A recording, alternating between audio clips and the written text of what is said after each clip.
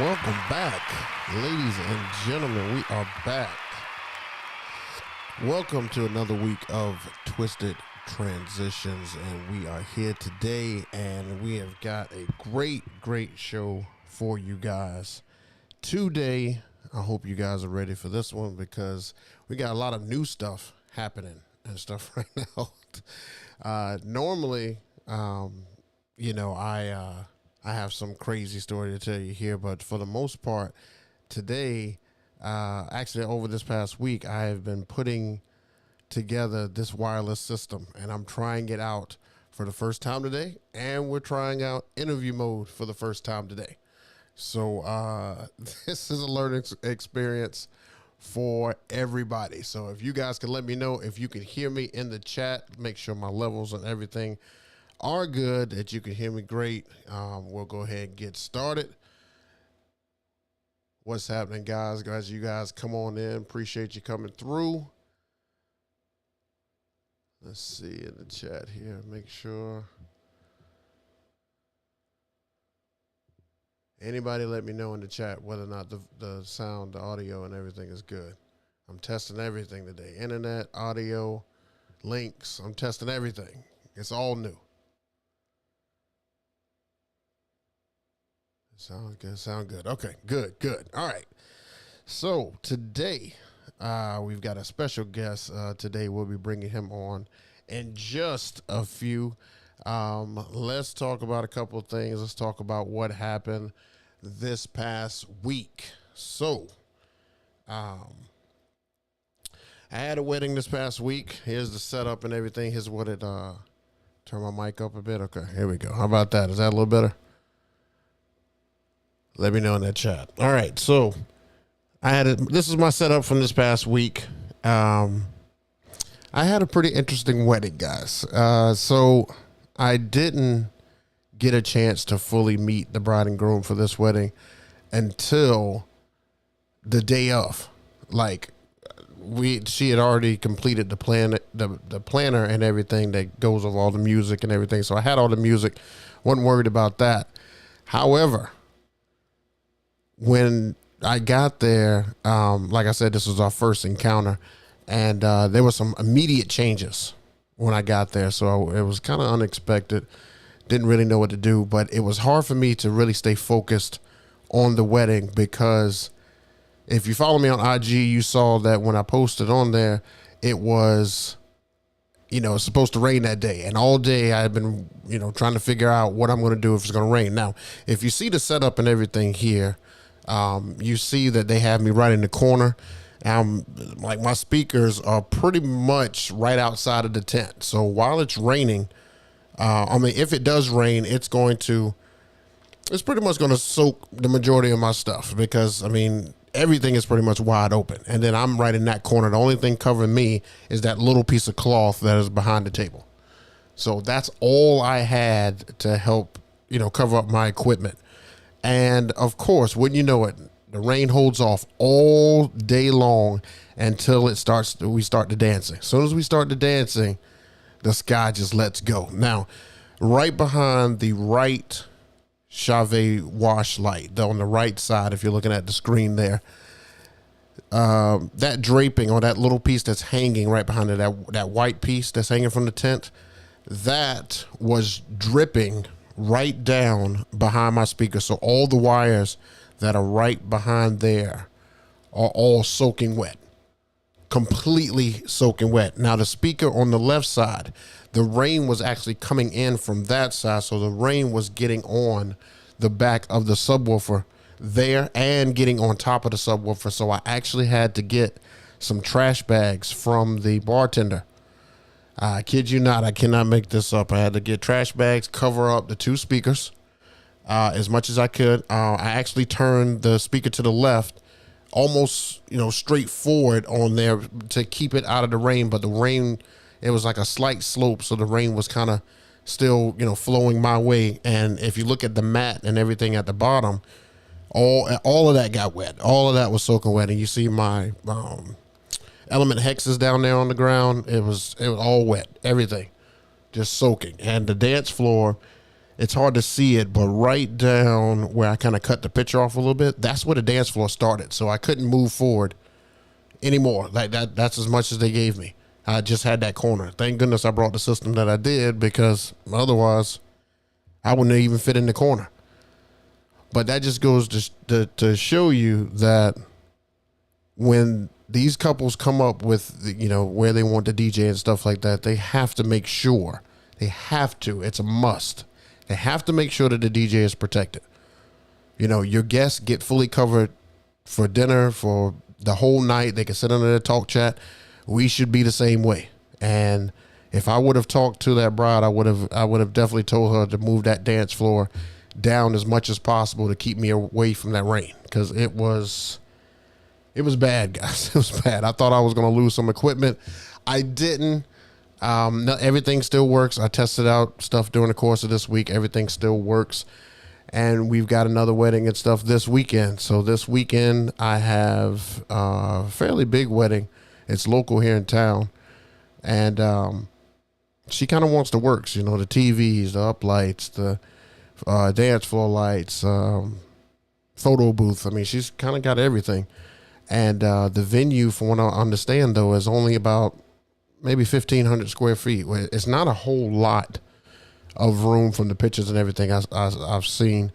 And I'm going to go out there tomorrow and check on it and just see, where they're going to have me and everything.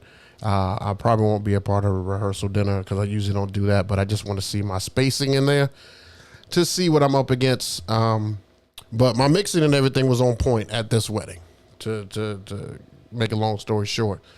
I got some good footage. As you can see, my camera pole is right behind my stand there. So, I mean, I got some great footage and some great mixing and stuff for you guys. So be on the lookout for that gig log that will come up. I don't know, probably whenever I feel like editing it. It's a lot of footage. Lots of stuff happening there. So, all right. So I just wanted to go over that real quick, just so I could tell you what's happening and stuff. We're going to let just a couple more people jump in here. But today, guys, we've got a special guest. Actually, our first guest ever on the show. Now, let me give you a little background of how I found this gentleman. So I'm always on the lookout for DJs who are putting out like tutorials and things like that on how to just become a better DJ. And I found this individual through a suggestion by YouTube. They just suggested me one of his videos, and he had a unique way of just kind of breaking everything down to make it kind of in simple terms. It was just very simple, very easy to follow. And plus, he gave you a little bit more insight than some of the bigger names. Some of the bigger names are going to, they're just going to assume certain stuff. But this individual breaks it down as if this is the first time you've ever touched the board, which is, if you're a beginning scratcher, this is where you want to start at. He's got, some great content. I believe now he's up over about 17,000 followers on YouTube. And I tried to do a little research on him, and I'm not 100% sure that I'm right on this, but I believe he may be from Ann Arbor, Michigan. I think that's right. I mean, we'll talk to him when he comes on here. But, guys, I want you to join me in welcoming our very, very first guest, DJ Liftoff.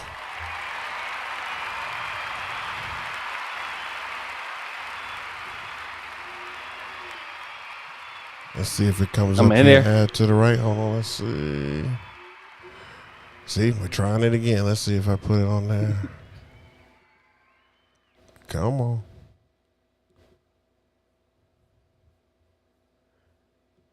They can't see you yet because I'm still trying to get you on there. Can you hear me, though? Yeah, I can hear you in my headphones. Okay. And we'll do a sound check with them, too. Let's see. Add to the right. That's what I said. Let's see. Assign guest one. There he is. Oh, there we go. There we go. All right. What's up, Jay Book? What's happening? Appreciate the intro. Appreciate the kind words as well. Really, really appreciate it. And for you having me on as the first guest. Oh, no worries. Yeah, I appreciate you, man. Love it. I love it.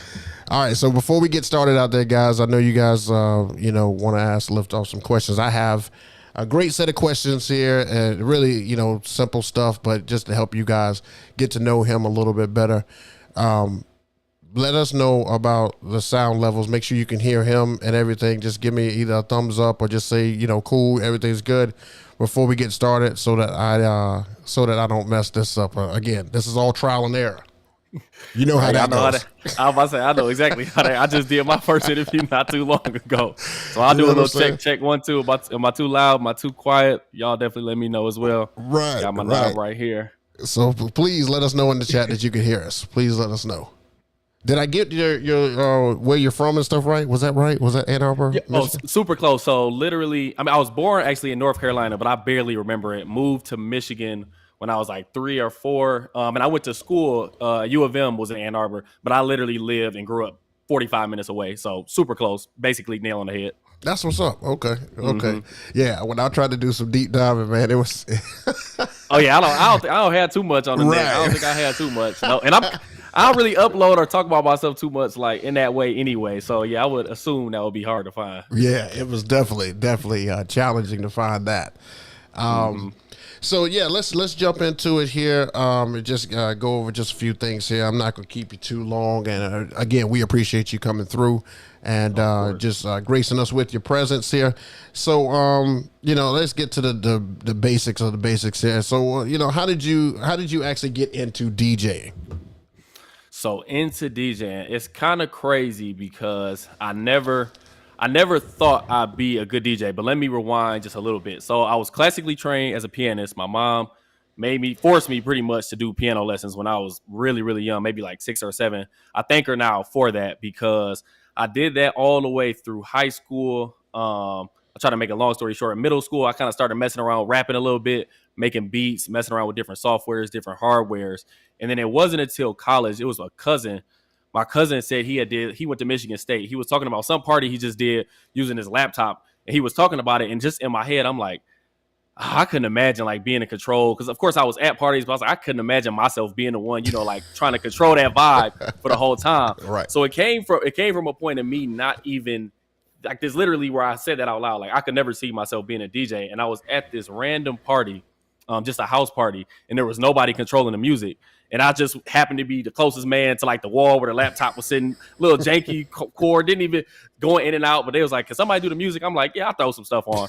So start throwing on some music. And then at the beginning, it's starting kind of subtle. Nothing was really happening. But then I hit a few bangers. And people like, okay, who's this guy on the aux? So I'm like, oh, that's me. So I'm playing. I play whatever. Fast forward through the whole night. Ended up being a good night. People like, yeah, man, like, do you DJ? Like, we want to hire you for the next party. And I'm like, not like I don't have no equipment. I don't have no speakers. All I have is a laptop. Didn't really even have music. I was playing off somebody's random laptop, just playing whatever songs they had.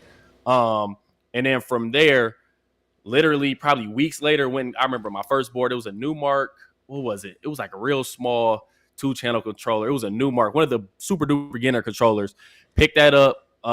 Started making mixes just at home, learning by myself, just watching like a lot of YouTube tutorials. And then just reaching out like to a lot of fraternities, sororities, like, can I come DJ for you all? I just did this one party. I don't really know what I'm doing, and then of course, like the whole started off terrible, everybody like, who is this guy? Could barely DJ, but you know how that goes. And then you learn and learn and learn. Right. But that's kind of how I got into it though. Just randomly, kind of. You just kind of fell into it almost. fell into it. Craziness. That's awesome, man, because a lot of people don't have a whole lot of stories like that. I kind of fell into it a different way. I was introduced to it through another gentleman who was already in the DJ world, and I love music, so I just kind of went out with him. I asked him if I can go to one of his functions, and I was like, "Oh man, I could do this. You're just playing music, songs? Right? Like, this is easy." Like, and then I got out there, and of course I fell flat on my face, but it's okay. We're here now. We all got to go through it. If you didn't go through it, something was wrong. Growing pains. Right. That's what's up, man. So how did you actually get the name Liftoff? Well, where did you come up with that from?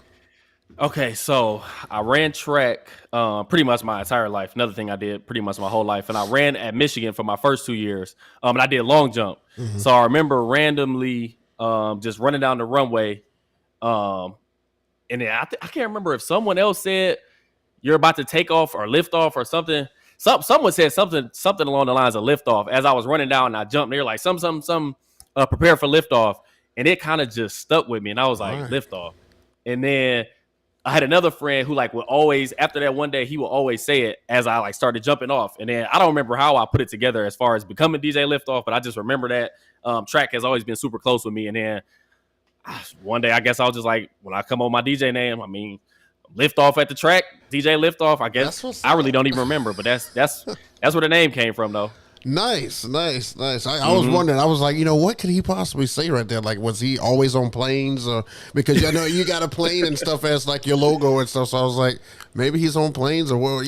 I don't know. I didn't know what you were going to say. Right? Yep. Nope. That's long jump. Oh my gosh. Long jump. Oh my gosh. That's what's up. Let's see. So, you do a lot of tutorials, and you got so many great tutorials and stuff out there. Man, first of all, as a part of the DJ community, we appreciate all the content that you're putting out there, because you have no idea the people who are searching that field. And it's crazy because you have such a handle and stuff on it, to where as soon as you see one of your videos, you're like, wait, okay, he's all the way up here, but let's go back a little bit. Let's see where he goes, because this is like series 5. This is like part 5 of this series. Let's see where it actually started from, and let's try to work on that. He's like, you're just kind of breaking it down. Like, you should work on this every day. You should practice this every day. You should get muscle memory and stuff for this every day. And it's just broken down to a great science, and we appreciate that.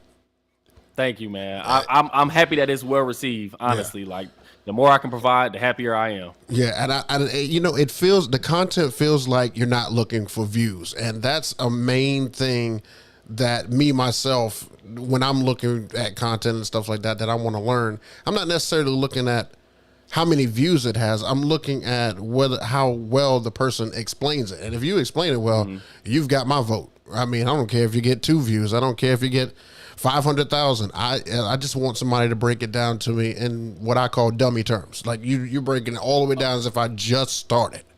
100%. Right, and I absolutely love that. So what do you hope that the tutorials do for the culture? I mean, honestly, it's kind of funny that you said that, because I remember when I first started doing the tutorials. Of course, every person that's on YouTube, of course, you want the views, but I remember the first few videos, I mean, probably first 10, 20, weren't getting any views at all. And that's when I knew, when I kept pushing, even though I wasn't getting views, I knew I was doing it for more than the views. So it's funny that you even mentioned that, because I noticed that in the beginning. But honestly, I mean, I would love to leave a lasting legacy on YouTube, not even necessarily just on YouTube, like one DJ that can say, hey, I really was struggling learning how to scratch, because I feel like mixing is one thing, picking out songs is one thing. For me, the hardest thing ever was learning to scratch. It took me a long time, a lot of quitting, coming back. So if I could just change one person that's like, hey, I watched your videos and you've taught me the basics. Even I know a few people have came to me and said, hey, I was at a beginner level and now you've taken me to advanced. Yep. So just hearing that from DJs, like it really makes me happy, just because my struggle was insane. I don't even know, thinking back to it, I don't even know how I got through it, because it almost seemed impossible. Right. It literally at one time was like, I don't know how y'all do this. It's not gonna work for me. Right. Mm-hmm. And it's crazy because now it's like second nature to you. Like you get up there and you can probably close your eyes and DJ, which 100%. Is nuts because go ahead. No, I was gonna say you were hitting it on the nail. Yeah, crazy to think about. Right, that's crazy because I'm at what I would call like an intermediate level. So I mean, I can do some scratching, but I'm nowhere near advanced. So that's why I'm always looking for content and stuff like that to help me elevate my DJ game. Because one thing that I tell these guys and everybody who comes and watching on my videos and stuff like that is that you've got to separate yourself from the herd. Everybody can go out there and at least push a button. Everybody can. So in order for you to get, the majority of the gigs or get that look or get that recommendation and stuff, you've got to put music together a certain way for people to enjoy the whole show, not just certain parts or playing whole songs and things like that. So it's like that just adds an extra element. That's what I love about it. 100%. I couldn't say it any better. Yeah. Mm-hmm. It is crazy when you think about it. Right. And nobody here Nobody, trust me, nobody here, nobody here is thinking about going out to a wedding and scratch, and they're like, no, you shouldn't scratch at a wedding, and people wouldn't understand. Well, if you just blend it a certain way, and not make it so noticeable, we're not going out there trying to compete in a world championship or something like that. Like I'm literally just trying to give you just a special way to hear this song that you've heard 1,000 times. 100%, 100%, right, and that's what I love. Yeah, I'm gonna say it doesn't have to be the DMC championships. You don't have to be the greatest scratcher in the world. Like even some videos, I just try to give people just like a short 1-bar little intro scratch pattern that you can use, but it makes a world of a difference when you do it properly. I mean, and I always encourage people, like, even if you don't feel like you have it 100% down, still just try it. Like as long as you're starting to understand it, just try it, because if you don't, you'll never really get out there and do it. And it doesn't have to be crazy. It can be something real subtle, simple. It can be some baby scratches and some chirps. Yep. Makes a difference. And that's what I take to most functions. I mean, if you on some of my latest videos, like if you go back probably a year and a half, you didn't hear anything from me. I mean, it was just a blend, and I was just great at beat matching, and I can blend a song, blend 2 songs, blend 3, make a nice little blend. But now, over the last probably 2 years, I incorporate just a little bit, maybe a chirp here, or a baby scratch here, or just something that's a little bit different, and just that little piece is enough to separate me. Just that, yep. And that's why I'm just like, as soon as I heard that, and I saw how the flow of the evening and stuff went, I was like, okay, I'm hooked. I got to find out how to do this. I got to find out how to do it, and do it to perfection. So I went and I just practiced. It's like all my downtime was just on practice. And yeah, of course I'm going to flop. Of course I sound terrible. I've put mixes on Mixcloud that I'm not proud of. I mean, it happens. I just want to be able to hear it back. Now when I go to the gym and stuff in the morning, I listen to my Mixcloud mixes. I listen, I'm like, good Lord, that was a train wreck. Oh God, that was terrible. I would never do it like that now. Mm-hmm. So it's just like that's just like my learning curve, and I don't care if people hear, they can drag me and stuff for it, because everybody got to start somewhere. Everybody. And I respect it. I literally have I have mixes on SoundCloud even to this day where I'm like, should I take this off? This is like really old. It's not my best work. Definitely not my best scratch. Anybody, if you go listen to some of my from years ago, I got some crazy sounding scratches in there that's just like, I should just remove this. But at the same time, like you just said, you have to start somewhere. No matter what it is in life, you're not going to just start. I just said that in a recent video. It's like, you're not going to start the greatest. You got to start and just keep going. And just keep going from somewhere. That's keep right. Going. Now, how often do you practice and stuff? I know you said it on a couple of videos, but like, how often, like during the course of a day that you kind of have to yourself, that you don't have a lot going on, how often do you practice? If I'm being realistic, there was a point where I tried to, just because I always believe in, even if you only can get in a little bit, I used to probably get in maybe like 20 to 30 minutes, just turn on my tables, practicing like any of my weak points. Right. Usually that's like 2-click flares, 2-click orbit flares, trying to do them really quickly. At this point, usually I'm practicing, like I'll practice before or after I do a video, like a tutorial. But I would say in a given week, I try to at least get it in 3 or 4 times minimum in the same amount of time, like 20 to 30 minutes. Sometimes it'll be longer. Sometimes I'll do like a full mix where, of course, that's like I'm doing the mix, but I'm practicing at the same time. But I'll say 3 to 4 days, about 30 minutes, 20, 30 minutes. So is that 20 or 30 minutes a day, or during the night? 20, 30 minutes a day. Each day, about okay, 20, 30 minutes. Yep. Okay. Yeah, because I know it's hard to find time and stuff like that. Like that, that's one of my issues, because, I'm in the mobile DJ, the wedding industry. And so, of course, right now, gigs are like, all the time. Every weekend is something. And then you got to spend the week, trying to prep for that. And then, you got other stuff going on. So you're trying to find that time to be able to jump in there and do it. And that's what my issue is just having just a slot. Maybe I just need to start saying, you know what, I'm devoting this time to nothing else. I'm just going to jump in there 30 minutes, 45 minutes, scratch just at least something to try to hone in, because I can always tell when I have not been DJing and then I go in and try to DJ, I'm almost a train wreck. And I know what I'm doing, but I'm almost like a train wreck because I haven't touched the board in so long. So exactly. It's right. So just to keep myself polished and stuff like that, I like to do it. I mean, of course, busy time keeps me polished because I'm always teaching. Right, It's right. crazy. It's crazy. Now what side of the industry and stuff are you in? Are you a mobile DJ? Do you do weddings or do you do private parties? Are you a club DJ? How does it work for you? So let me do a long story short. Started in college. I literally went from house parties to DJing like pretty much all of the clubs in Ann Arbor. And I'm 29 now. That was back in college. So I graduated 2016. So I was doing clubs from like 2014 to 2000, maybe 18. And then I did a few weddings in between that time where I was just working for other companies under them doing some weddings.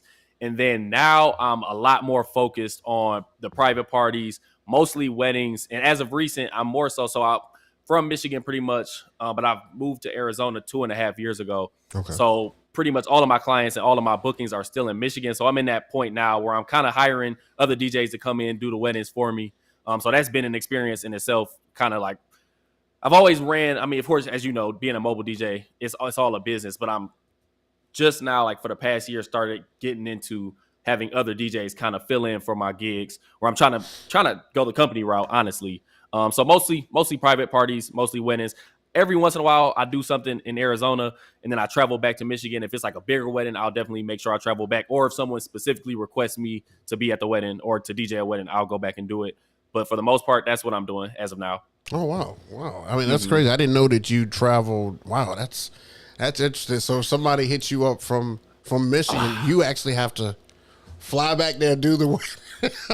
So the story, man. So when I first moved to Arizona, in my mind, I thought this was gonna be the coolest thing ever. I'm like, man, I'm about to DJ Arizona clubs, and I'm gonna go back do the weddings. And man, it was probably 6 weddings in. I was like, nah, this flying back and forth, especially from that's a far flight. I'm like, this ain't gonna work. So that's when I started finding other DJs, like friends of mine, looking for other DJs to put in that position. But I mean, still to this day, some weddings I still do go back and do, and it's like, by the time I get off the plane, go get the U-Haul, get the storage, take it to the man. It's a whole thing. It's a whole thing. Wow, that's insane, man. That's it's crazy.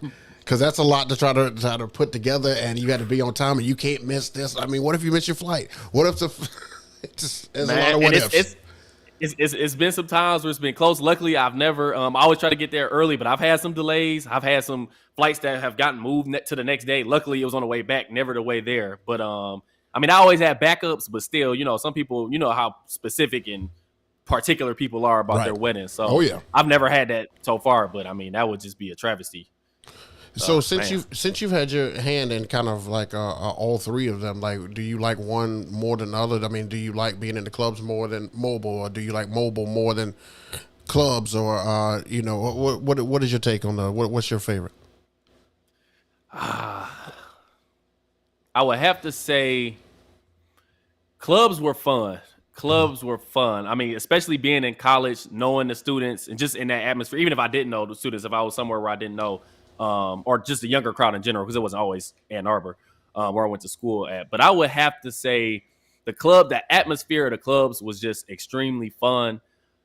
The reason why I started getting into more weddings originally was literally because of the money. I mean, I started seeing, like, once I got out of college, I'm like, I mean, club gigs are paying okay, but then I started seeing how much the wedding gigs were paying. Oh, yeah. So I definitely started, like, getting more equipment, started building up on that. But if I had to pick one, I'd probably say maybe private parties, depending on the party. Mostly private parties, then I say clubs. I mean, I still have fun at weddings, but it's a lot of work, as you know, that goes into a wedding. It's not like it's just you show up, DJ out. No, you talking to the brides, you setting up all the ceremony music, and even there, you got to be emceeing. You got to be. I was just watching a video where you were talking about an assistant, like all that equipment bringing in. And that, like, wedding is a big ordeal. It is. It's a bigger task than people think, and I think these brides and stuff don't understand when we kind of build them for our time. Like, the time is not just when we get to you. It's the whole week. We've got to prep everything that you've asked us to prep so that it goes through seamlessly. And then I get there 3 hours before your event. Even though you're there early as all get out, I'm there probably before any vendor other than the photographer. And I'm there after all the vendors have already gone. last person. You out there struck. You get once I close the car door, I'll be like, man, that final close, man. You be driving away like Jesus. That drive home is like everything. Like I'm just like, yep, no music. I'm not listening to anything on the way home. No music. I just want silence. Just hush. Nothing. Man. Nobody call me. Like I'm okay. I know the feeling, man. Man, oh man. Oh man. All right, let me see here. So I guess you kind of answered my next question because I was going to ask you, you know, what's the furthest you've traveled to DJ, but it's probably the Arizona to Michigan, right? Yeah. Yeah. I mean that's a hefty haul and stuff right there. Have you ever driven that to do a gig, or do you always fly? Oh, so not to do it. So when I first moved from Michigan to Arizona, we drove from Michigan to Arizona, but not for a gig. Longest I've driven probably to Chicago from Michigan. So like 4.5 hour drive. It's probably the farthest I've driven. Ooh, I think mine is, I went from here in South Carolina. I went to, oh gosh, where did I go? Was it West Virginia or Virginia? It's like, I don't know, 6 hours. 6 hours was the furthest. 6 hours. Yeah. And that was brutal, especially after you got finished. Yeah. You know, you got to take that 6 hour back and stuff because they had it during the day. So, I mean, there was really no need to, you know, stick around and get a hotel and do all that stuff. It's still daytime, so we can shoot home. Exactly. Yep. I'm the same way. Yeah.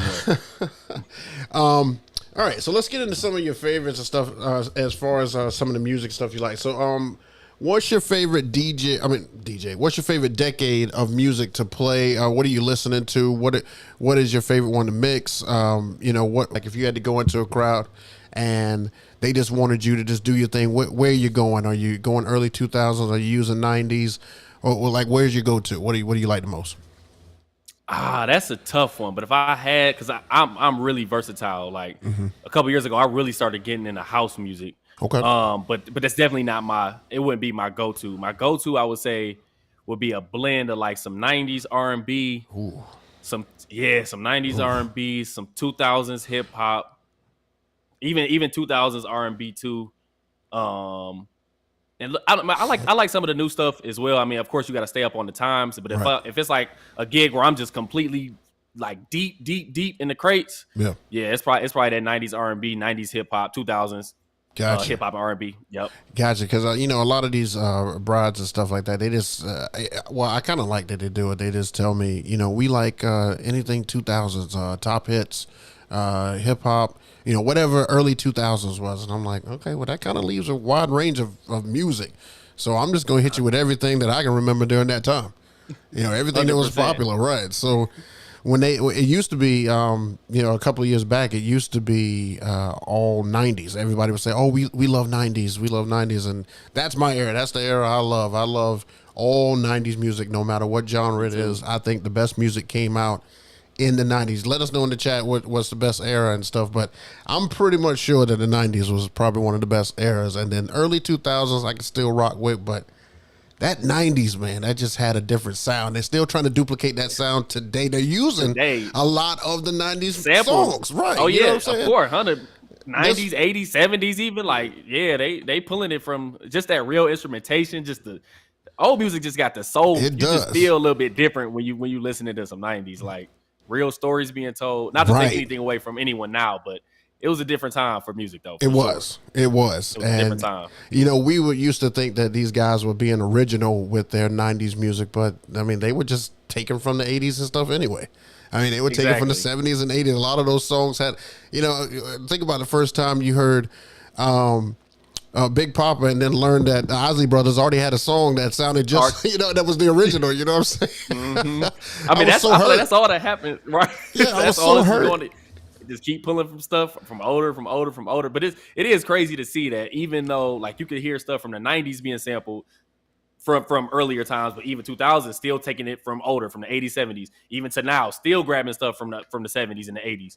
It just really speaks to that time of music and just the samples people are pulling out from just the real instrumentation. People really playing real instruments back then. Like, right. And a we can special only time. attribute to people now like maybe a Silk Sonic or Bruno Mars is one of the only people using, at least in the urban side of it, that's really using any instruments or anything now. Now everybody kind of sounds the same with the music, and I'm like, Oh yeah. I can't tell the difference between Lil Baby and Future. I just can't. I mean, when they on the same track, I'm like, who's singing now? Man, It's crazy. It is crazy. I feel like in this day and age now, especially like if you think way back. I mean, when radio, I mean, people still listen to the radio now, but like back when you knew what song was popping because it was on the radio. Right. I feel like now it's so much music coming out. There is so much, I can't even keep up. Right. It's like I don't know what's hot anymore. And then sometimes I'll go to a gig, especially if it's a younger crowd. There'll be a song that I'll hear and I'll be like, I'm not really feeling this, and they'll be like, no, that's the one. You got to play that one. And I'm like, damn, my ears. It's you really got to have somebody that's younger and that knows. Like I can know sometimes, and I feel like I'm 29. I'm not too old. But still, some of the younger music, like I know Yeet. Somebody asked me to play some Yeet songs. I was like, I don't really know. Right. They're like, you don't got no Yeet. I'm like, nah, I don't. Oh, so wait, so you get the classic? Oh man, you don't have. Oh man, you ain't a real DJ, man. You don't have that. You know, I'm like, man, I can download it. I can try to find something right quick. Man, I hate when people come do that. Man, it's tough sometimes. That's so aggravating. Oh my gosh, but yeah, you're right. You're right. Some of these, I mean, I do. This makes me feel so old when I do this, but I do prom still, and some of these prom kids and stuff, they're in high school. They're like 17, and I'm like, I don't listen to any of your music, but they'll take their phone and they'll put in, what they want to hear, and they hold it up, and I'm like, who is that? And they're like, oh, can you play such and such from mixtape 1? I'm like, who would download that? Where am I getting this stuff from? And I'm like, I don't know that. How about another one of his songs? The ones you guys were dancing to earlier. I can do that. I can do that. Yeah, Man, I may have to pull out of these proms, man. I don't think I can keep up with these proms anymore. Man, I did a prom. Luckily, it went pretty well, but man, I'll be pulling out a lot of. Because they still know some of the older stuff, like Nick, for some reason, and maybe it's a Michigan thing, I don't know, but they love Nicki Minaj, like the super bass. It was a few Nicki songs that I played. I can't remember the name of the other two, but it's like songs that were older around, like when Nicki Minaj was really, really hot. I have that in the bag, like I have all that music. But if you start talking about some of the newer stuff, I'm just like, I don't know. Yeah, it get tough. I don't know where I'm gonna go with this, but I got some great stuff that'll blend around it. Exactly. We'll figure it out. Right. We'll figure this out together. All right. So who's your favorite DJ? Who's your favorite DJ? Who do you watch? Who do you get inspiration from? Who do you pull some certain things from that you want to learn more about, that you see? Like, where's your inspiration and stuff come from? Great question. My favorite DJ, another tough one, but I have to give it to DJ Puffy. Okay. There's a lot of people I took inspiration from. I learned to DJ literally on YouTube, and I've talked about this in a video, from DJ Angelo. Okay. He literally takes you from beginning to end, as far as like from the baby scratch through everything, all the way to beat juggling. So that's where I learned. I have a lot of respect for him. Took a lot of inspiration from him. But if I'm going to go who I'm listening to and watching really closely and imitating, probably DJ Puffy for sure. Not even probably, DJ Puffy for sure. I've watched just countless stuff of his and tried to just emulate and not take his style, but like practice what he does and then try to transfer it to my own style. Right. Now, I've seen a few videos and stuff on Puffy. I saw one where he was, it was kind of recent. I think it was like maybe a few months ago. He was in like some type of club, and the lights and stuff were doing something crazy and stuff like that. But the music he was playing was like, he's the only one I know that I see playing soca music, and I'm like, I've never ever played or seen anybody play it the way he does. But he mixes it with some of that 90s and early 2000s hip hop, and it just sounds so seamless. And I saw his what was the Red Bull battle, the one he won, and that was amazing. And it said, if you haven't seen that, you got to go see that YouTube video. That is Oh, That is 100%. crazy. That's Phenomenal. Yeah, crazy. I He watch kills that that. every once in a while. Yeah, Yeah, he kills amazing. that. It is nuts. But yeah, Puffy is a man. He's like he's almost like a innovator. He's like a a spark of light in the DJ community because he got so much energy. He does a lot of So stuff from his much. bedroom and stuff too. I think I saw a A lot of lot of his. it. Yeah, he's like right in some room, or I don't know if it's his bedroom. He could have multiple houses. I mean, he travels all over the world and Hmm. DJs like crazy and stuff. So, but he always kills it every time I've seen him on there. So, great person to draw from. Oh Fantastic yeah, person. 100%. I can 100%. tell you that I pull from. Oh man, it's like of course Jazzy Jeff, because Jazzy Jeff Oh yeah, uses it's my number he two. he uses so much. He uses the music first before he scratches, and that's what I like. I like to do that too. Mm, Like he knows a lot of just music and stuff in general. Like every time I watch one of his the lunch breaks and stuff that he does, it is mm. like I'm listening to like songs and he's transformed the song and he's like giving it new energy. And I'm just like, I'm all about that. So I'm like on the hunt for new stuff. I haven't got to that producer role yet. I can't jump into that and transform a whole song, but he takes the stems and stuff out of songs. He uses the acapella on another beat. And I mean, it's just, it's flawless. It's Yep. flawless. It's always flawless. I love everything that he does. And I had the opportunity to see him in North Carolina. And even though I knew what was coming on some of the stuff, because, you know, he had a routine, he still gave me some stuff I've never seen before. Still, and Man. I can appreciate that and stuff about him. But man, he is just his name is fitting. He is the magnificent DJ Jazzy Jeff. I love that guy, man. Oh yeah, he's phenomenal. Phenomenal. Yeah, Mixing, scratch, anything. Turntablism, he's I feel like anywhere you any DJ, if you name somebody, you say Jazzy Jeff, they're gonna know. They're going to know Jazzy Jeff for right. sure. For Now, sure. let me ask you: how about as far as an influencer DJ, like somebody who's on like a TikTok or somebody? I can't believe we're on TikTok. By the way, I don't. Man, Do you use time is TikTok for moving. DJ? Do you do that? I have a TikTok. I have a TikTok. I may have like 140 followers. I try to post to it as much as I can. I Mm-hmm. definitely haven't hit a major leap or hit a snowball at all. But I try to post regularly. I feel like in this time of day, you got to post on all platforms. Right. Instagram, I'm gonna say Facebook, Instagram, TikTok, YouTube. I say those are the three biggest ones. Yeah. And just making more and more content. Um, as far as following somebody, probably Nick Spinelli. I've Yeah. talked with him a few times just on his because I feel like he jumped. Like even on TikTok, there was a point where he was definitely growing, but then he just jumped massively Oh on yeah. Instagram and TikTok. And Oh I know yeah. he talks about it in his videos. And um yeah, he's probably one that I watch and I take advice from him, even on like wedding stuff too. I Oh watch yeah. him pretty regularly.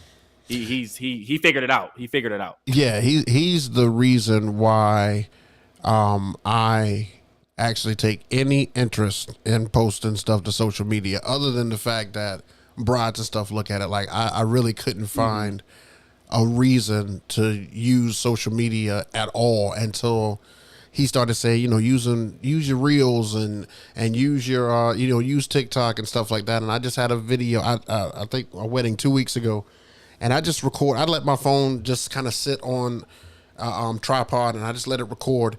And it, you know, it recorded a whole bunch of stuff, but I just took little clips and stuff out of it, and That's the I key. posted it to my reel. And you know, I went to bed and woke up the next day, and it had like 18,000 views. Yep. And I was like, wait, what happened? You know, what's this? Like, where did this come from? And that's exactly what he was talking about, because before then, I think the most I had gotten was like 2,000 or maybe 600 or something like that. And I was like, oh, this is stupid.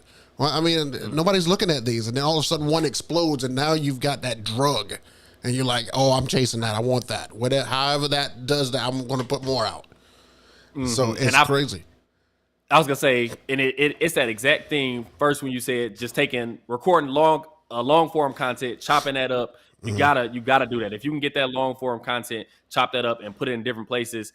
That's definitely a huge goal always. And then the second thing, I feel like a lot of people quit.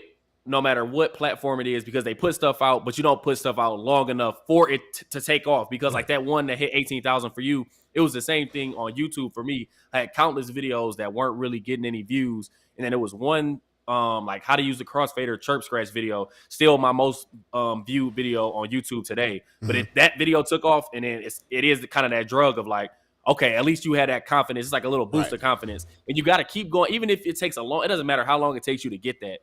I feel like it'll always come. I feel like if it doesn't come, you just didn't go long enough. It'll always come eventually. It'll always. Yeah, I know exactly what you're talking about, because I've been doing YouTube now for like I want to say like five or 6 years, something like that. And I think I had one video that kind of grew over time and finally got up to like 10,000, but then I had another one just like explode, and it jumped all the way up to like 20,000. I'm just like, well, what was different in this one? I mean, these are so similar. Like, why would this one? And you just have no idea. So that's why, just like you said, when Nick says, just put it out there. Just put it out. Don't care what the numbers and stuff say. Just put it out there, because it you never know what day the algorithm is just like, hey, I like this one. Let's put it out there. And it takes off. It's exactly that. It's just about determination. Keep going. Don't give up. Just if it's something that you really want to do, I just say don't give up. Just keep putting content out. Don't hoard content.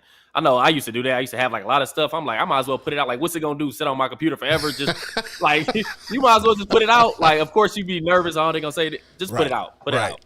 Yeah, and you have to have some thick skin on here, man. There's always hecklers. Do you have hecklers? You have guys that just give you such a hard time? So what was the last thing someone said? The last two, the most recent one. I don't have too many. Every once in a while, somebody leave a comment. The last person said, "Can you stop moving your hands so much? You're making me dizzy in your videos." I'm like, you rarely even see my hands. I'm like, okay, here go one. And then I remember another one a long time ago. So I have a cat and a dog. And then one of my tutorials, it's still up now. I can't remember what video it is. There's like one piece of hair that's on my DJ board. And in the video, he like, man, you so dirty. I bet your whole house is just dirt. I'm like, I have a cat, bro. Like, I don't. He just kept replying.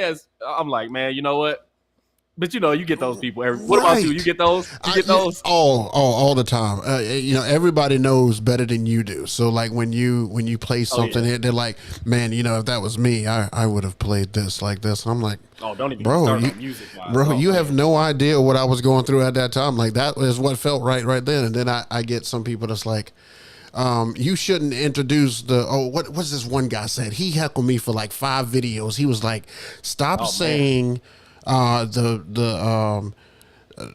welcome in the bride and groom for the first time on the introduction to the reception, because they had already been introduced at the ceremony. He was like, stop saying they've been introduced for the first time. This is the second time. I'm like, bro, do you not have anything else to do other than watch the video and critique that one point?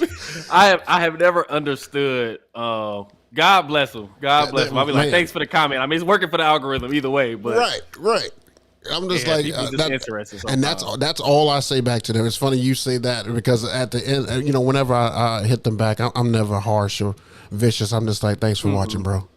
That's it. Thanks for watching. Appreciate you. Right. Appreciate. That's all you can say. Right. That's all you can say. They obviously mad at something else. They're not mad at me. They're just mad at something. Oh yeah. Not at all. Not at all. So what's the coolest thing that you've seen since you've done these things? Like, has somebody put something out? Have you seen yourself on a billboard? Have you seen yourself on the news? Like, what's something cool that you have seen that has come about because of DJing and being on these platforms and things like that? What's something you've seen or done that DJing brought that for you? Probably the biggest thing and most cool thing.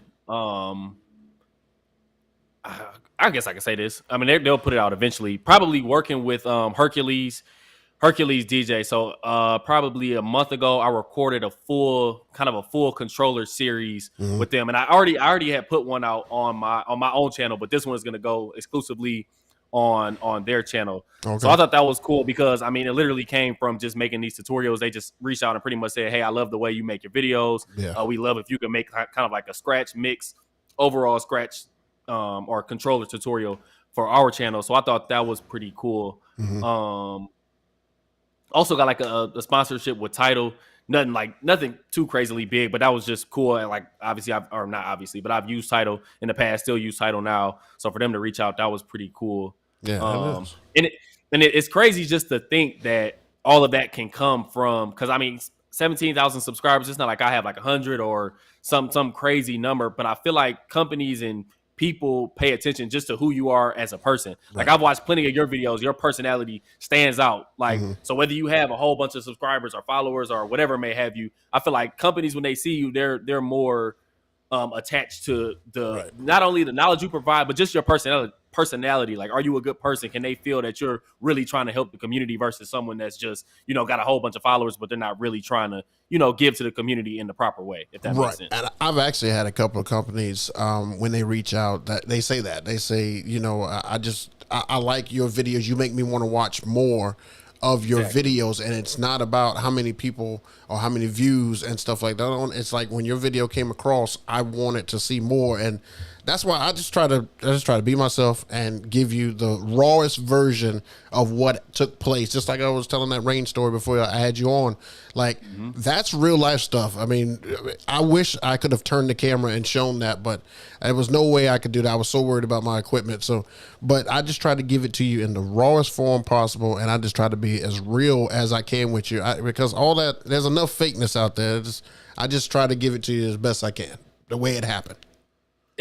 And that's all you can do. And I feel like people will notice that and then gravitate towards that, because it's just real. It's just real. Right. I agree.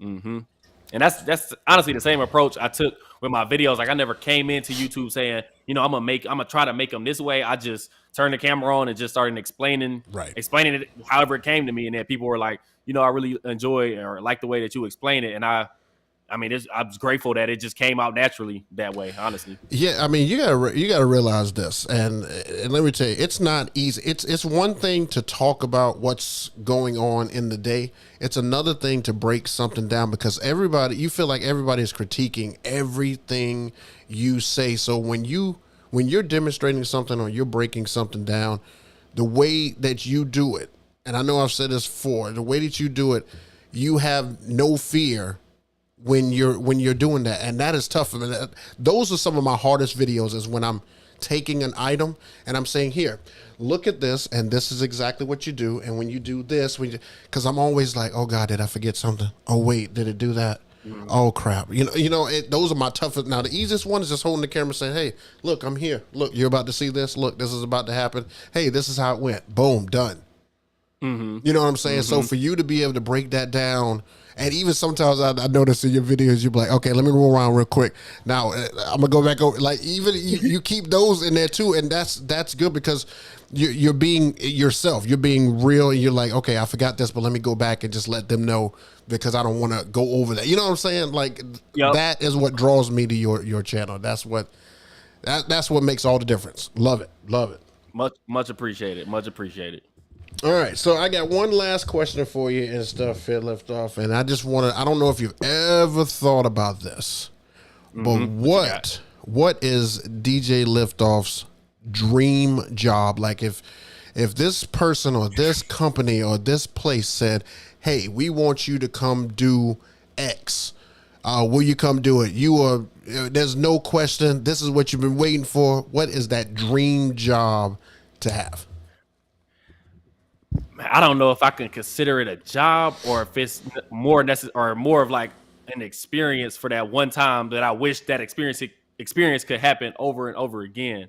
But like I said earlier, I've really grown a liking to a lot of house music. If I could literally be a guy that's on those really, really big festival stages, like when I see the energy in those, like I watch the videos sometimes on YouTube, and I'm like, only in God's hands, if I could ever just experience that kind of crowd jumping up and down, that energy. Right. I don't know if that's in my cards. I don't know, because I'm not really that type of DJ. But if I could, I don't know if it's a dream job or, I mean, it's for them, I guess it's a job as a DJ, because they like the big, like Martin Garrix or someone who like continuously does that over and over. But man, if I could ever be on that kind of stage, just feeling that energy. I watch the YouTube videos and I get like Like goosebumps every chills and once in a stuff. while. I'm Yeah. just like, I'm like, man, what is that? Just that feeling to control the crowd, like the build ups, the drops, the just coming on stage. Like I can't imagine. I I would man, if I could ever be at that point, I would love it. Now, not to downplay those crowds and stuff like that, but what if you switched it to something that would be more in your right up your alley? Like if you could do a set for DJ in the park, and it's like, it's still a big area. It's not really like Coachella or anything like that, but it's still like massive. There's a lot of people and stuff out there, and like maybe you're the opener, or maybe you're the closer, or just to be in front of people, or maybe even open at a concert. Like, if somebody big came to your city and they said, hey, a good DJ to open up, like, would one of those be your dream job as well? You know what? That was a better way to put it. Honestly, I couldn't. If I would have said exactly what you just said, if I could be that one DJ at any one of these arenas or places, not necessarily an arena, but any of these places that host big artists in Arizona, if I could be that one that opens up, I would do that. I would do that for free. Wow. If you tell me, if you tell me I could go there and just be in front of that many people and control that type of crowd, I would. That's how much I want to experience that. Now, I probably wouldn't do it forever for free. Right, but if you told me, hey, I'm going to give you this opportunity, J. Cole coming in, or it don't even have to be J. Cole. It could be a smaller artist, but it's a nice size crowd. Oh, yeah, I'm there. Put me there. I just want to see if I would love to see just my talent, to see if I could really test my MC skills too, because MCing was something that took me a while to kind of get comfortable with. You kind of have to as a wedding DJ. Because they're gonna be looking at you crazy if you just sitting over there quiet. They're gonna be like, you ain't gonna say nothing at all. Like they gonna hype the crowd up at all. Right. So I talk with my hands. It was something I had to learn. Right. I talk with my hands. That's it. Just listen to the music. But yeah, exactly like you said. Yeah, that would also be something I would love to do too, for sure. Yeah, because I see. I think one of mine is, and I don't know. This may be weird and stuff like that, but one of mine is I see these DJs who get to play in these arenas, and it's like for professional game, like maybe the Cardinals or the Falcons or the Phoenix Suns and stuff like that. And these guys got their tables set up there, and they're the music that everybody hears, or the commercials, or they're the music that everybody hears during this part. And I don't know. I feel like that would be a crazy job to have, and I think that would be crazy on a lot of levels, because who knows who you will run into walking down the hallway? Who knows who you'll run into? And then you are instead of hyping weddings up, now you're hyping crowds up, and these people, like they kind of do what you were saying, like they're moving to my beat, like they're dancing to my stuff, like they're like, oh, this DJ Cole, you know what I'm saying? You know what I'm saying? I just think that would probably be my dream job, to play at a stadium and be like the resident DJ for like a team. Man, you said weird at the beginning. That's not weird, man. You know how many people probably got that same dream? I mean, I've thought about that. Oh, and what's funny about that? It wasn't a game, but it was a really, really big football event at Michigan when I was still at U of M. It was towards the end of the set. It probably was a 3-hour set. And I let an explicit word go. Uh-oh. Man, when I tell you perfect, people was coming up to me through the whole thing. And it was like not Katy Perry. It was a Demi Lovato song that I just forgot that it had a swear word at the end. And I remember afterwards, I thought I just did so good. And they were like, somebody sent me an email like, we heard one of those songs that it was towards the end of it. Never got nothing else ever again. It was over. Right. So, wow. Yeah, it was a rap. And my friend does it now. He does like the big house games. He does all the basketball games. Something I'll never forget though. That was like one of those mistakes. But it was a big crowd, so it was cool. But no, back to what you said. No, I'm sure a lot of DJs had that dream. That's a dream job. Yeah, that's amazing. Like, do you follow Jason J&I? Oh, yep. Okay. Yep. He tells this story. He told this story one year when I went to the DJ Expo. He said, he got the DJ for the Philadelphia Eagles whenever they won the Super Bowl.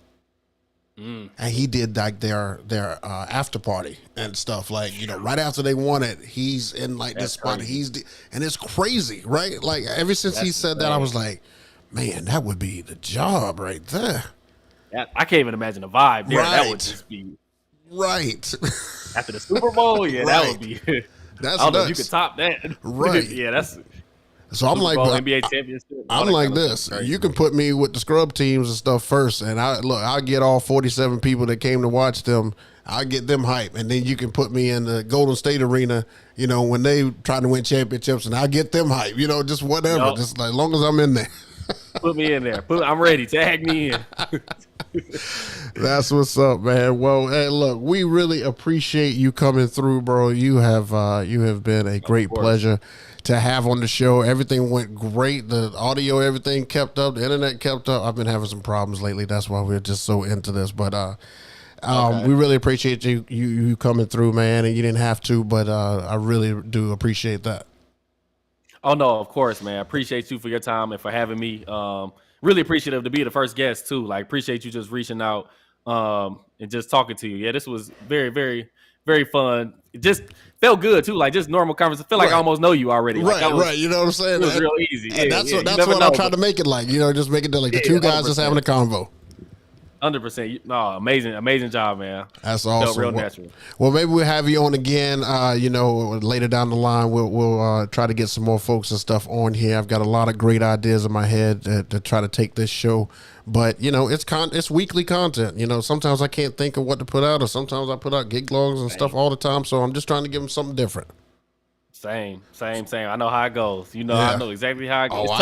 I know you know. Content is tough. It's tough. You be like, it is. Yeah, it's tough. It's tough. Yeah, like I'm always taking pictures and stuff at my gigs and stuff like that, because I'm like, okay, I can talk about this on the show. I can talk about this. Look at this. You know what I'm saying? I'm always thinking.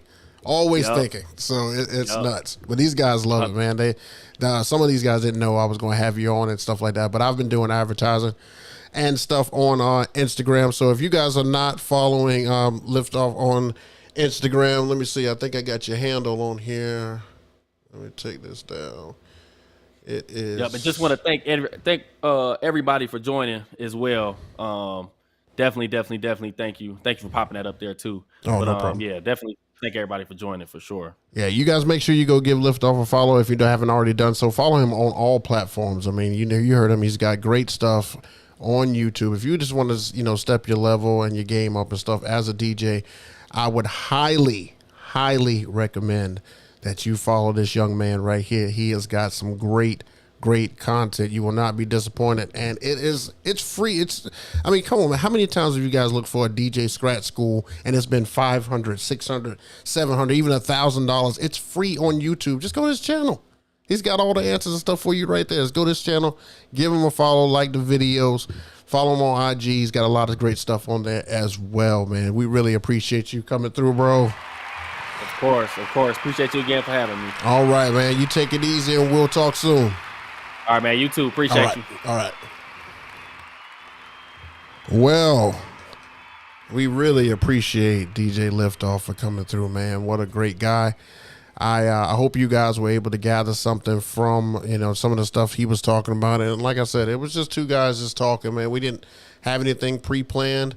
I just really, I really wanted to get him on the show because I really do follow him. He has such great content and stuff, man. So, all right, guys, that's this week's show. Make sure you follow me on all social media platforms if you want to keep up with everything. DJ J Book, we've got, like I said, a big wedding and stuff coming up this weekend.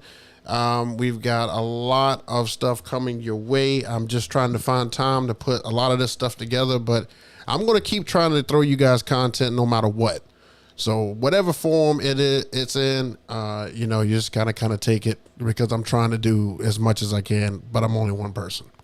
So we appreciate you guys coming through. I know football's about to come on. That's why I wanted to make sure I cut this, give it just an hour so you guys can go watch football. I hope your team, whoever your team is, wins tonight, and we will see you again next week, 7 p.m. Got some great stuff to talk about then. I've already been thinking about topics. Yeah, I have. All right, guys, we'll see you later. And if you don't know, now you know. Peace.